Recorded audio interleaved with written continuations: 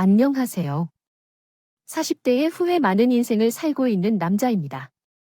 너무도 허망하게 떠난 아버지의 빈자리는 저에게 후회만 느끼게 만들었어요. 왜 그때 더 신경 쓰지 못했는지, 왜 미리 눈치채지 못했는지 후회만 가득합니다. 지금 순간도 가슴에 사무치는 후회는 어쩔 수가 없는 것 같아요. 저희 아버지께서는 생전에 좋은 일을 참 많이 하신 분이셨어요. 정말 이렇게 허망하게 떠나기에는 생전에 베풀면서 살았던 아버지의 인생이 억울할 정도입니다. 아버지는 표고버섯 농장을 운영하셨는데 해외에 수출될 정도로 꽤 규모가 컸답니다. 형과 저, 여동생은 그런 아버지 덕분에 모자란 것 없이 유복하게 잘 할 수 있었습니다. 특히 아버지께서는 오래 살던 동네에 있던 초등학교에 장을 기하신 적도 있었어요. 그래서 아버지는 감사패를 받기도 했습니다. 하셨다라고 말했습니다. 아버지와 저는 감사패를 가지고 있으면서 대화를 나누고 있었습니다. 그런데 엄마는 그 모습을 보고는 나이 들어 목소리로 한 소리를 했습니다. 그 놈의 감사패 받는다고 뭐가 남을까? 장학금 기부한다고 하늘에서 금덩이가 떨어지는 것도 아니고 뭐가 좋다고 저 놈의 감사패 레이지 중지하고 있어? 엄마는 아버지가 기부했다는 소식에 반가워하지 않았어요. 그런 엄마를 보며 아버지가 떨떠름한 목소리로 말했습니다. 이미 다 결정된 건데 왜 자꾸 그래? 내가 당신 돈으로 기부한 것도 아니잖아. 남의 집 자식들 잘 살라고 저렇게 기부하면 걔네가 나중에 뭐 당신한테 효도 안 돼? 얼굴도 모르는 애들 도와주고 뭐가 그렇게 좋다고 난리야? 그럴 거면 당신 남이나 더 챙겨. 걔도 사업 자리 잡는 중인 거 까먹었어. 당신이야말로 큰 아들일래. 신경 좀 꺼. 자기 사업은 자기가 알아서 자리 잡아야지. 언제까지 부모가 도와주기만 해? 아버지의 말에 엄마는 속이 터진다면 한숨까지 쉬었어요. 그걸 보던 저는 참 의아했죠. 엄마는 항상 아버지가 좋은 일을 하면 괜한 돈을 쓴다고 화를 냈습니다. 그 무렵 큰 형이 사업을 시작하면서 엄마는 더 예민해졌어요. 저만 갔어요. 늘 형이 먼저였던 엄마는 아버지가 형을 더 챙겨주길 바랬던 겁니다. 제가 커오면서 봐도 두 분은 참 안 맞는 점이 많았어요. 큰 형님 같은 경우엔 컨테이너 사업을 하고 있었는데 처음에는 시작이 불안정했고 그래서 엄마는 아버지가 그런 형을 더 도와주고 자리 잡을 수 있도록 도와주길 바랬던 겁니다. 하지만 아버지는 성인이 된 자식들의 인생은 알아서 살게 두자는 주의였다. 여동생한테 했습니다. 그래도 엄한 아버지 밑에서 저희 삼남매는 나쁜 길로 빠지지 않고 잘 클 수 있었다고 생각했어요. 하지만 형은 사업이 고비를 맞을 때마다 아버지께 손벌리 국리뿐이었습니다. 그리고 그 버릇은 결혼하고 나서도 바뀌지 않았죠. 한 번은 가족 모임 중에 형이 술을 좀 마신 채로 아버지를 보며 말했어요. 아버지, 저 정말 한 번만 도와주세요. 이번만 도와주시면 다시 손 벌리지 않겠습니다. 정말 하늘에 대고 맹세할게요. 넌 동생들 보기 창피하지도 않아. 알아서 해결할 생각도 안 해보고 왜 맨날 집에 기댈 생각만 해? 아버지가 언제 저 도와주신 적 있어요? 다른 친구들은 사업한다고 하면 없는 돈도 만들어서 부모님께서 도와주려고 한다는데 아버지 왜 저한테 그렇게 야박하게 구세요? 저는 집 장남이자요. 장남이며 뭐 내가 언제 한 번이라도 장남답게 했으면 나도 너한테 이렇게까지 안 했어. 아버지가 형한테 화를 내면서 소리치자. 엄마는 그런 아버지를 말리면서 애원하듯 말했어요. 여보, 왜 그래요? 얘가 오죽 답답하면 그러겠어요. 처자식 먹여 살려 하는데 일이 안 따라주니까 그런 거잖아요. 당신은 언제까지 장남이라고 얘만 싸고 돌 거야? 당신이 자꾸 그렇게 다 받아주고 도와주러 가니까 제대로 해보기도 전에 집에 손부터 벌리자. 아, 얘가 어릴 때 몸 약했던 거 잊었어. 내가 품에 안아서 힘들게 내 자식인데 당연히 더 애틋하지. 지금 저렇게 큰 것도 기적이야. 당신, 큰 아들 살려놓은 사람이 나라고. 여보, 내가 이렇게 부탁할게. 우리 큰 아들 살린다고 생각하고 이번 딱 한 번만 도와주자. 내가 이렇게 빌게. 제발. 엄마는 아버지한테 형 사업 좀 도와달라고 빌었어요. 솔직히 무늬만 가족 모임이지. 엄마는 아버지한테 형 좀 도와달라고 부탁하려고 만든 자리였던 겁니다. 어릴 적 유독 몸이 약했던 형을 엄마는 집착이라고 할 만큼 챙겼어요. 그런 엄마를 보면서 아버지는 늘 답답해했죠. 하지만 아버지도 엄마가 울면서 애원하자 별 수가 없으셨던 거예요.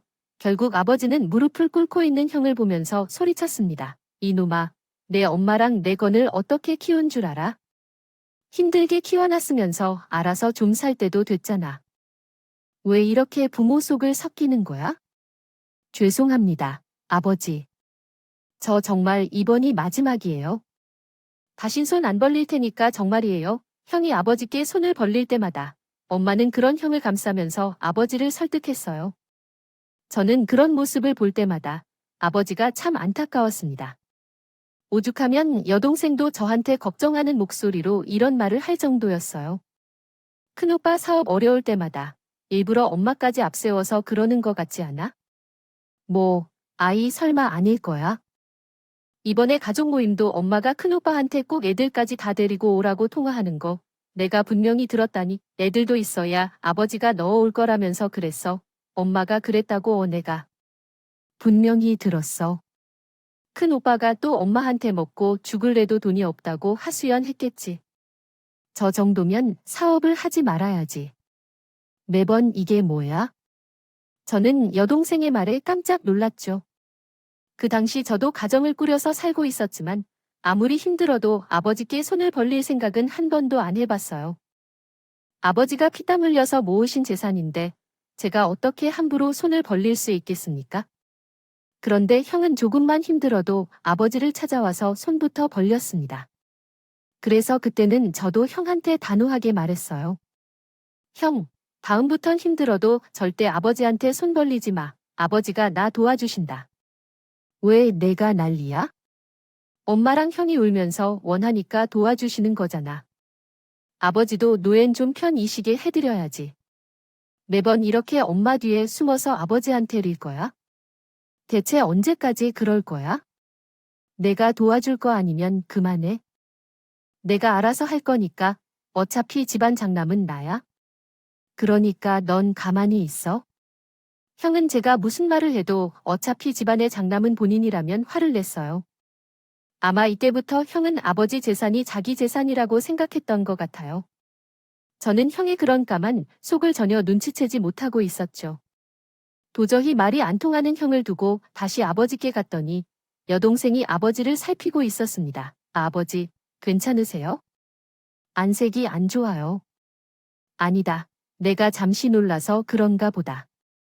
좀 누워서 쉬세요. 괜히 큰오빠 이에 마음 쓰지 마세요. 그래, 고맙다. 내 생각해주는 것 둘째랑 너뿐이구나. 곧 큰오빠도 자리 잡는 날이 오겠죠. 아버진 건강 잘 챙기세요. 다음 검진 때 제가 모시고 갈게요. 내가 건강해야 되는데 우리 딸한테 집만 되는 것 같네. 무슨 그런 소리를 하세요? 자식이니까 당연히 해야죠. 그러니까 걱정 마세요. 여동생의 따뜻한 말에 아버지는 편히 쉴 수 있었어요. 평소 아버지는 신장 질환을 고쳤기 때문에 여동생은 큰형이 돈 얘기를 꺼낼 때마다 조마조마했어요. 연세도 점점 들어가시니 아버지 건강이 걱정될 수밖에 없었습니다.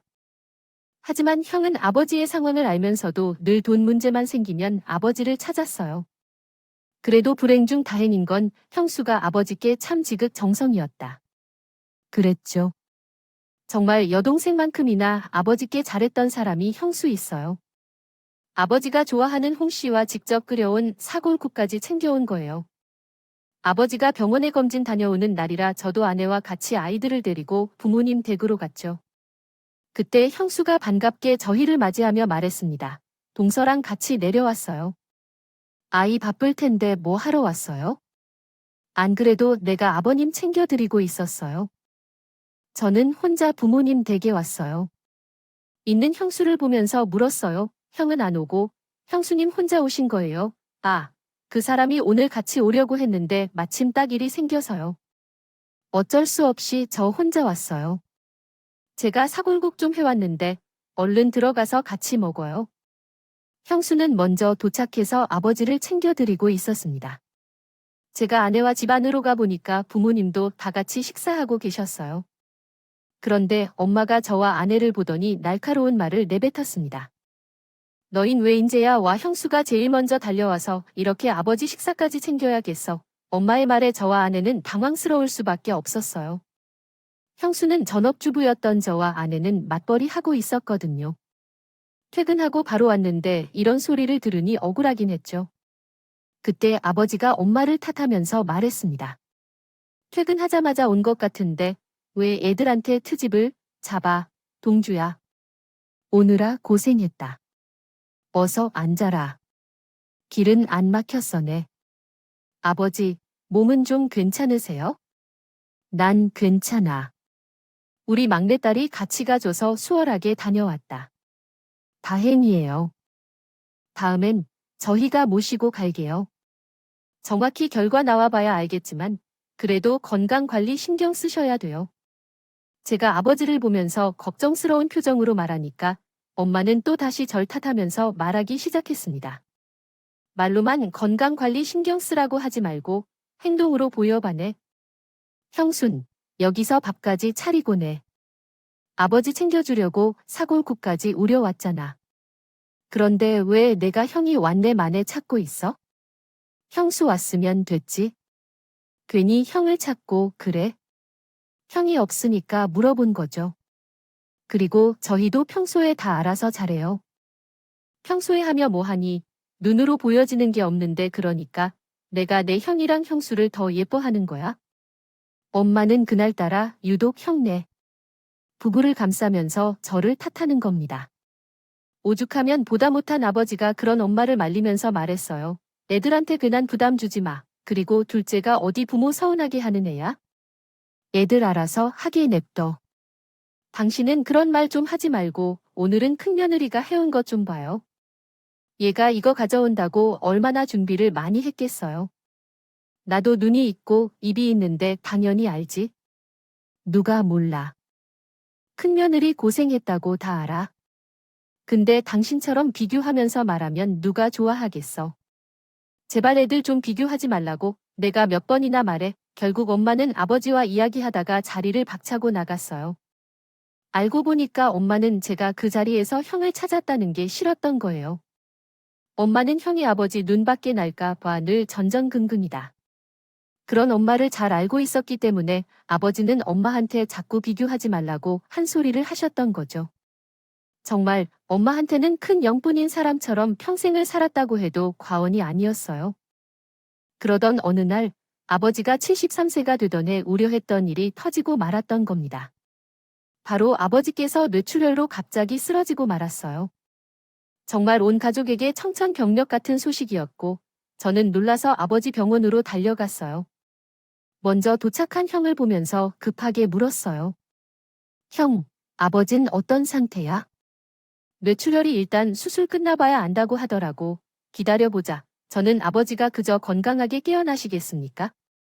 아버지는 깨어나신 후부터 혼자 거동할 수 없는 상태가 되셨던 겁니다. 이대로 태어나셔서 엄마 혼자서 아버지를 돌보는 건 힘들게 뻔했어요. 그때 형이 단호한 목소리로 나서면서 말하더군요. 방금 의사 면담하고 왔는데 아버지 거동이 힘드실 것 같으신 것 같아요. 될 일도 더 많을 것 같아서 내가 엄마랑 상의해봤는데 내가 부모님 모시고 살게. 저는 형의 말에 놀란 목소리로 말했습니다. 형이 모신다고 괜찮겠어? 형 일도 바쁘고 애들도 셋이나 있잖아. 괜찮아. 아내가 전업주부이기에도 학교 다녀서 많이 손 가는 때도 아니잖아. 걱정 마. 그리고 아버지한테 도움받는 것도 많은데 내가 하는 게 맞는 것 같아. 그래, 형 마음이 그렇다면 그렇게 해. 나도 자주 들릴게. 내가 장남인데 당연하지. 이제야 동생들한테 장남다운 모습 보여주는 것 같아서 나도 마음이 편하다. 아버지 너무 걱정만 해. 형수가 평소에도 아버지께 참 잘했잖아. 아, 나도 알지. 우리도 자주 들릴 테니까. 형이 고생 좀 해줘. 뇌출혈로 쓰러진 아버지가 거동이 편해지자 형은 바로 부모님을 모시겠다고 한 거예요. 그때 저는 형이 드디어 큰아들 노릇을 하는구나 싶었습니다. 하지만 저는 형의 속내를 몰라서 너무 몰랐던 거죠. 그동안 형수가 아버지께 정말 잘했기 때문에 형과 형수가 부모님을 모시고 살겠다고 했을 때 덥석 믿었던 것도 있어요. 그렇게 저와 여동생은 자주 아버지를 보러 다녔죠. 분명 저희가 갈 때만 해도 아무런 기색이 없었어요. 그런데 간호사였던 아내가 아버지 보면서 걱정스러운 목소리로 물었습니다. 아버님, 혹시 어디 불편하세요? 호흡도 안 좋고 손발도 너무 차가우신 것 같아요. 아내는 아버지를 이리저리 살피면서 걱정스럽다는 듯이 말했어요. 그러자 깜짝 놀란 목소리로 엄마가 달려오더니 아내를 보면서 말했습니다. 얘가 무슨 소리를 하는 거야? 우리 남편 원래 손발 차가운 편이야. 건강하실 땐 그럴 수 있는데 아버님 한 번 수술하신 적도 있고 지금 거동도 불편하시지 않아요. 자주 같이 걸어줘야 하는데 혹시 일주일에 몇 번씩 걷는 연습하고 계세요? 일주일에 그냥 2-번 정도 하고 있지. 다 꺼져가는 분식은 마당이라도 같이 걸어주셔야 돼요. 어려우시면 다음 주부터 제가 와 있을까요? 제가 휴가를 쓰고 와서 방법이라도 좀 알려드릴게요. 내가 여기 와 있겠다고? 아내가 휴가를 쓰고 잠깐 와 있겠다고 하니까 엄마는 깜짝 놀란 목소리로 말했어요. 심지어 형수는 아내 말을 듣고 허겁지겁 달려오더니 아내를 보고 단호한 목소리로 말했습니다. 뭐하러 동서 지역 나한테 맡겨도 된다니까? 동서 병원 일도 바쁜데 어떻게 오겠다는 거야? 아버님이 아프신데 제가 어떻게 일을 해요? 우선 와서 제가 잠시라도 도와드릴게요. 동서, 왜 이렇게 말이 안 통해? 글쎄, 내가 알아서 한다니까. 여러 사람 내려와서 있어봐야 아버님 정신만 사나게 해드려서 더 안 좋아. 나도 알아볼 만큼 알아봐서 말하는 거니까 신경 꺼. 아내는 형수의 태도에 깜짝 놀란 것 같았어요. 제가 봐도 형수의 반응이 좀 이상하게 느껴졌죠. 저도 그런 형수를 보고 조금 이상했어요. 결국 아내는 형수의 만류에 아버님 병간호할 수 없게 된 겁니다. 솔직히 아내 직업이 간호사가 아버지 병간호에 더 도움이 될 것 같지 않습니까? 그런데 엄마는 그런 아내와 형수를 말리면서 한 말을 하는 거예요. 둘째며 느린 간호사 병원에 있어야지. 집안일은 전업주부인데. 형님한테 맡겨. 넌 아무 걱정만 해. 형님이 매일같이 내 아버지 발도 주물러드리고 밥도 떠먹여드리고 다 잘하고 있어네, 어머님. 그래도 제 도움 필요하시면 언제든 꼭 말하세요. 그래. 걱정 말고 가. 너희도 그리고 그만 좀 내려와. 여기 돌보는 사람이 몇인데 걱정 말고. 그날 아내는 계속해서 의아한 듯 고개를 갸우뚱거렸어요. 그리고 집에 가는 길에 아내는 저한테 걱정스러운 목소리로 말했습니다. 여보, 어머님은 내가 자주 오는 게 싫으신가 봐. 당신 힘들까 봐 그런가? 교대로 일해서 걱정될 수도 있지. 아니, 그런 게 아니라 꼭 우리가 자주 오는 걸 원하지 않는 걸 같아. 저는 아내의 말이 그때는 이해가 안 되었어요. 그런데 아내가 지나가듯 했던 말이 확 떠올랐던 순간이 있었어요. 보험조사관으로 일하던 저는 한 기관에 출장을 갔다가 미리 연락도 없이 아버지 집으로 갔던 적이 있었어요. 그때 제가 연락도 없이 등장하자 엄마는 하얗게 질린 얼굴로 저를 보며 물었습니다. 너, 여기 무슨 일이야? 온다는 말도 없었잖아. 근처 출장 왔다가 가는 길에 들렸어요. 뭘 그렇게 놀라세요? 아들이 부모님 집에 들리는 게 이상해요.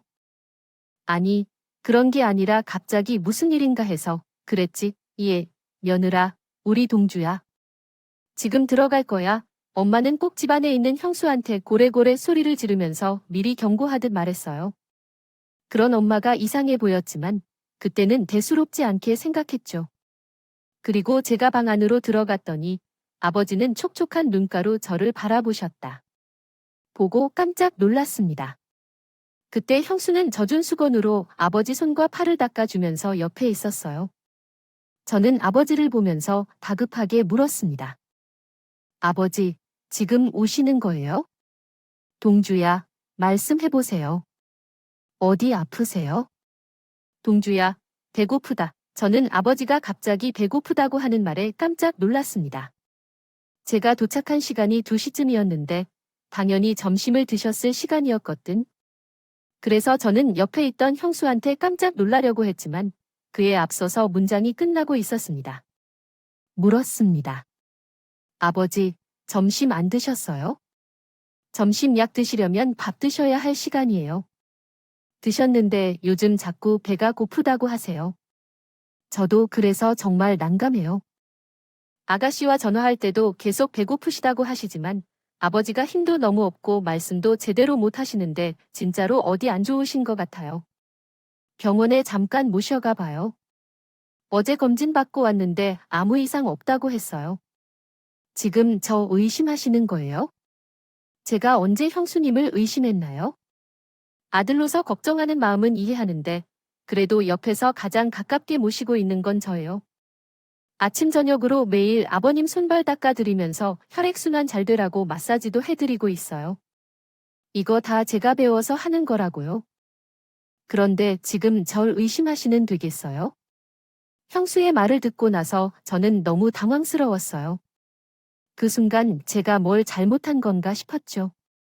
심지어 그때 엄마가 나서서 형수를 거들면서 저한테 다그치듯 말했습니다. 동주야, 내가 이런 말까지 안 하려고 했는데 내가 보기에 시아버지 모시고 사는 일이 쉬워 보이니? 요즘 시대의 며느리가 시아버지 병간호 한다고 같이 산다고 하면 그 집며느리 대단하다고 다 부러워한다. 그런데 내가 갑자기 나타나서 병원을 데려가네. 마해해야겠어. 엄마의 말까지 들어보니까 제가 선을 넘은 것 같았어요. 아버지를 걱정하는 마음에 했던 말이지만 형수 입장에서는 기분 나쁘게 들렸던 건가 싶은 겁니다. 며느리가 시아버지 모시고 사는 게 정말 쉬운 일은 아니지 않습니까? 또 주방에는 형수가 아버지의 혈당 관리에 좋은 음식들에 관한 메모가 가득 있었어요. 그래서 저는 애써주는 형수한테 사과하면서 말할 수밖에 없었습니다. 형수, 제가 죄송해요. 전 아버지가 배고프다고 하시니까 놀라서 그랬어요. 이거 보세요. 점심 드시고 점심 약도 다 챙겨드렸잖아요. 연세 드신 분이 한 번 쓰러지고 큰 수술까지 받았는데 어떻게 아무렇지 않게 있을 수 있겠어요? 죄송해요. 제가 뭘 몰라서 그랬어요. 다음엔 조심할게요. 저는 형수한테 사과했어요. 아무 그래도 저보다는 자주 보는 형수와 엄마가 잘 알겠지 싶었던 겁니다. 그 후 저는 아버지께 인사를 드리며 말했어요. 아버지, 전 이제 가볼게요. 다음에는 애들이랑 같이 올게요. 동주야, 여기서 자고 가. 저 내일 출근해요. 주말에 올게요. 약 잘 챙겨 드시고 밥도 잘 챙겨 드세요. 진 그날따라 저한테 자고 가라는 말까지 했습니다. 그저 아버지가 자식 떠나 보내기 아쉬운 마음에 하는 인사인 줄로만 알았어요. 그래서 저는 애서 무거운 발걸음을 돌렸죠. 하지만 그날 이후 저는 아버지의 슬픈 마지막 얼굴이 내내 마음에 걸렸어요. 그리고 저는 아내와 휴무를 맞춰서 같이 시골 부모님 댁에 가 보려고 했습니다. 하지만 옛말에 그런 말이 있지 않습니까? 부모님은 효도하려고 앉는다 하는 말이에요. 저는 아내와 같이 아버지를 뵈보러 내려가기로 했지만 갈 수 없었습니다. 바로 아버지께서 심장마비로 하루아침에 세상을 떠나신 거예요. 저는 엄마의 다급한 전화를 받고 병원으로 달려갔어요. 그런데 병원 영안실에 도착하자 충격적인 모습에 아버지를 마주하게 됐습니다. 저는 엄마를 붙들고 무슨 일이냐면서 물었어요. 이게 무슨 일이에요? 아버지가 왜 영안실에 계시냐고네? 아버지가 오래 주무시길래 방에 가봤는데 이미 숨을 안 쉬고 있었어. 급하게 병원으로 옮기긴 했는데 심장 마이라는 이게 무슨 일이니? 아버지 불쌍해서 어떡해. 엄마는 바닥에 주저앉으면서 오열했어. 저는 병원 영안실에 안치된 아버지를 보면서 허망한 죽음을 인정할 수가 없었습니다. 그리고 힘겹게 한 걸음씩 차갑게 누워있는 아버지 곁으로 다가갔어요. 아버지, 이렇게 가시면 어떡해요? 아버지, 저 왔어요. 아버지를 보면서 울고 있던 그 순간, 저는 이상한 자국을 보게 됐어요. 누워 계신 아버지 몸에서 멍자국이 보였거든요. 보험 조사관으로 일하던 저는 그 순간 안 좋은 예감이 들었습니다.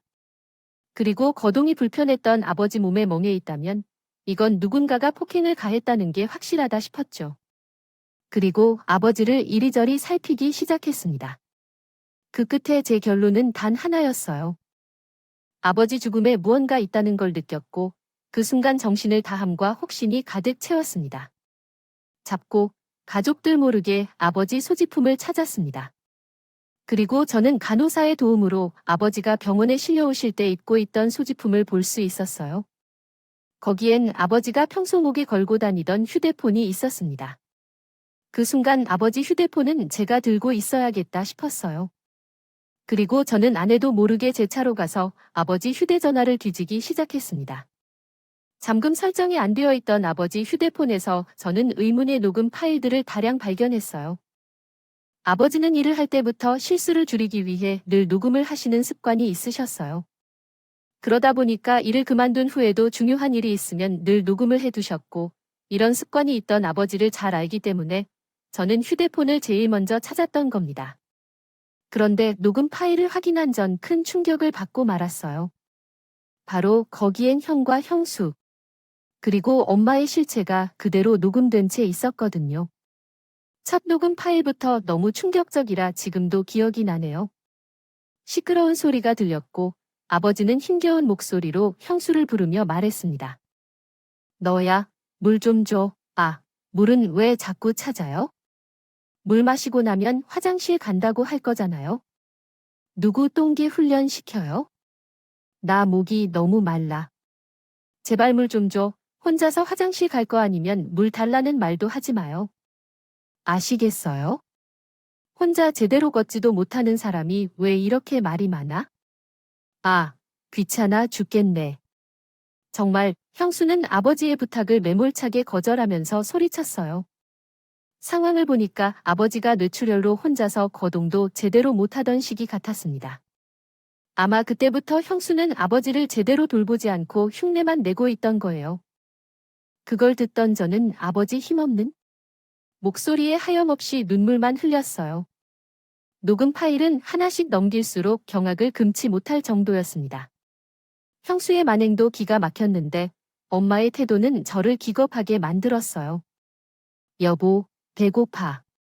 밥 좀 줘. 지금 삼겹살 먹는 거 몰라. 밥 타령 좀 그만해. 나도 먹고 살아야지. 나 그냥 옆에 좀 앉아서 밥만 먹게 해줘. 저놈의 인간.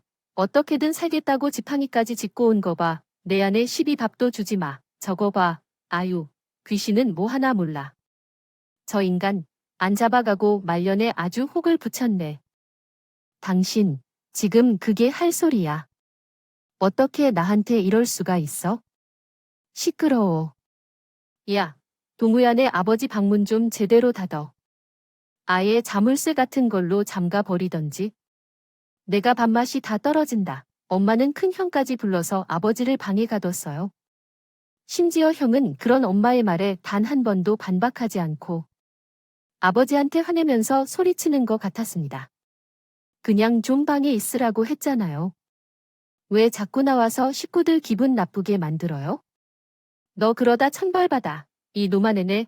천벌 받을 테니까 제발 조용히 그 입 좀 다물고 방에 있어요. 녹음을 들을수록 정말 화나는 내용들 뿐이었습니다. 심지어 형은 그동안 아버지도 제대로 돌보지 않고 매일같이 아버지한테 돈 타령만 했던 거예요. 돈 어디 있어요? 아, 돈 좀 줘봐요. 아픈 아버지 모시고 사는데 장남한테 잘하셔야죠. 못 준다. 내가 너한텐 이런 한 푼도 못 줘. 그 돈 다 어쩌려고 그래요? 죽을 떼이고 가시려고 어차피 내 돈 될 거 미리 좀 달라고요. 못 준다 이 누아. 그렇게 악을 써봐야 어차피 내 돈 될 건데 뭐하러 고집을 부려요? 통장이랑 도장 어디냐고요? 그 후 형은 아버지 방에서 오당탕 소리를 내면서 서랍 뒤지는 소리까지 들렸습니다. 그제야 저는 형과 형수가 선뜻 나서서 아버지 모시겠다고 했던 이유를 알겠더군요. 이런 검은 속내가 숨겨져 있을 줄 누가 알았겠습니까? 이후로도 형은 아버지만 보면 돈으로 닥달을 했어요. 저는 아버지 휴대폰을 두 손에 쥐고 모든 진실을 밝혀내야겠다고 다짐했습니다. 그리고 곧장 경찰에 가정폭력으로 형과 형수, 엄마까지 모조리 신고해버렸어요. 제가 왜 그랬는 줄 아십니까? 바로 아버지가 쓰러지기 직전 형과 형수, 엄마까지 합세해서 있던 일이 그대로 담겨 있었거든요. 사고 직전 술에 취해 있던 형이 아버지한테 고함을 지르며 술이 찼어요. 내일까지 잠금 치러야 하는데, 대체 돈은 언제 줄 건데요? 누구 미치는 꼴 보고 싶어서 이래요. 그러자 엄마는 취한 형을 말릴 생각도 없고 형을 거들면서 아버지를 타박하기 시작했습니다. 진짜 왜 그래? 장남이 잘 돼야 우리도 먹고 사는 거라니까. 결국 부모 모시는 건 장난뿐이라고. 돈 내놔. 죽을 때이고 갈 거야? 더 이상은 안 돼. 우리 둘째 한을 줄 거야? 그동안 저놈이 해간 돈만 해도 얼만지 알아. 그러자 형수가 나서서 아버지를 다그치는 목소리가 들렸어요. 아버님, 그러니까 그 돈을 저희에게 주면 앞으로 잘 모시겠다고 왜 이렇게 말귀리 못 알아먹어요? 안 된다고 절대 못 줘. 이런, 한 장도 못 줘. 아버지가 힘없는 목소리로 못 준다는 말을 반복했어요. 그러자 형이 괴성을 지르더니 아버지를 보면서 이를 악물고 소리쳤습니다. 내가 마지막으로 물어볼게요. 지금 마지막 기회 줄 테니까 당장 돈 내놔요. 딱 1억인데 왜 못 주냐고요? 지금 사업 힘드니까 빨리 1억만 줘요. 빨리. 난 눈에 흙이 들어가도 못 준다. 내 놈이 그동안 받아간 내 돈을 생각해봐. 더 이상은 못 해주셨습니다. 아버지는 지금껏 큰형한테 줬던 돈이 꽤 컸던 것 같았습니다. 그래서 더 이상 장남한테 물려주시면 안 되겠다고 판단하신 거죠. 형은 아버지 말에 격분에 넘지 말아야 할 선을 넘고 말았습니다. 그리고 아버지는 그런 형의 행동에 충격으로 심장마비로 돌아가셨습니다. 아버지의 마지막 고통 가득한 소리에 저는 앞이 보이지 않을 만큼 울었습니다. 그리고 제 손으로 직접 식구들을 경찰에 신고한 거죠. 저는 경찰에 신고 전화를 하고 전화를 끊으면서 홀로 다짐했습니다. 아버지, 조금만 기다려 주세요. 제가 꼭 아버지한테 제대로 풀어드릴게요. 다 밝혀서 죄값을 치르게 할 거예요. 그때까지 잠시만 기다려 주세요. 둘째, 아들 믿어주세요. 저는 모든 사실을 밝혀내기 전까지 아버지 장을 치르지 않기로 했어요. 그렇게 아버지를 잠시 병원 영안실에 모셔두고 경찰서에서 뻔뻔한 인간들을 보게 했습니다. 했어요. 제가 경찰서에 가니까 뻔뻔한 얼굴로 형이란 인간이 경찰한테 해명을 하고 있었습니다. 내가 술에 취해서 그래요. 그냥 물건만 던졌을 뿐이에요. 절대 전 뭐 학대하지 않았습니다. 하늘에 맹세할 수 있어요. 녹음만 가지고 멀쩡 사람 이렇게 몰아가 되는 겁니까? 부창부술하더니 옆에 있던 형 한 인간도 맞장구 치며 소리치더군요. 그리고 아버님이 평소에 절 얼마나 무시했는지 알아요. 마음에 안 들면 손찌검도 했다니까요. 경찰관님, 저도 억울해서 그랬어요. 억울해서 병관 조금 안 했을 뿐이에요. 그렇죠, 어머님. 제 말이 맞죠? 그럼요. 내가 우리 남편을 얼마나 사랑하는데요? 이 나이 먹도록 다른 남자 쳐다본 적도 없어요. 경찰서에 가보니까 뻔뻔한 인간들이 입만 열면 거짓말을 내뱉고 있더라고요. 저는 그런 엄마의 이중적인 모습에 화를 내며 소리쳤습니다. 그 입 다물어. 당신들 아빠한테 어떻게 그럴 수가 있어? 그러고도 사람이야. 엄마 대체 아빠한테 어떻게 그럴 수가 있어? 야, 너 뭐야? 내가 신고했지만 모르면 가만히나 있어? 내 아버지한테 내가 얼마나 당하고 살았는지 알아? 맨날 계집질 다가 돈 좀 번다고 사람을 얼마나 개무시했는데 그렇다고 사람을 저런 식으로 학대를 해? 대체 형이 뭐길래 이런 짓을 해? 제가 엄마한테 형을 탓하면서 말하자 옆에 있던 형이 저를 보면서 소리쳤습니다. 야, 내가 뭘 한다고 큰 소리야. 결국 끝까지 아버지 모신 건 나야. 그러니까 당연히 아버지 재산도 내 거짓도 그놈의 돈이야. 지금껏 너한테 들어간 돈이 얼만 줄 알아? 아버지가 너 해준 돈만 5억이 넘어. 그때마다 나랑 막내 동생이 뭐라고 했던 적 있어? 아무 말도 안 했잖아. 그러면 적당히라는 걸 알아야지. 그리고 5억이면 아버지가 평생 모은 돈 중에 절반이나 가져간 거라고. 그렇게 뜯어가고도 부족했어? 뭐, 너 이런 싸가지 없는 걸 봤나? 어디서 형한테 야래? 너같이 개념 밥 말아먹은 놈한테 형 소리도 아까워. 그러자 형, 수라는 게 갑자기 형편을 들면서 저한테 대지를 하기 시작했어요. 진짜 사람 이상하게 몰아가네. 증거 가지고 와요. 증거, 너도 똑같아. 내가 세트로 묶어서 값 제대로 받게 할 거야. 그리고 이게 증거요. 이 녹음 파일에 너들 목소리 다 있어. 동영상도 없잖아.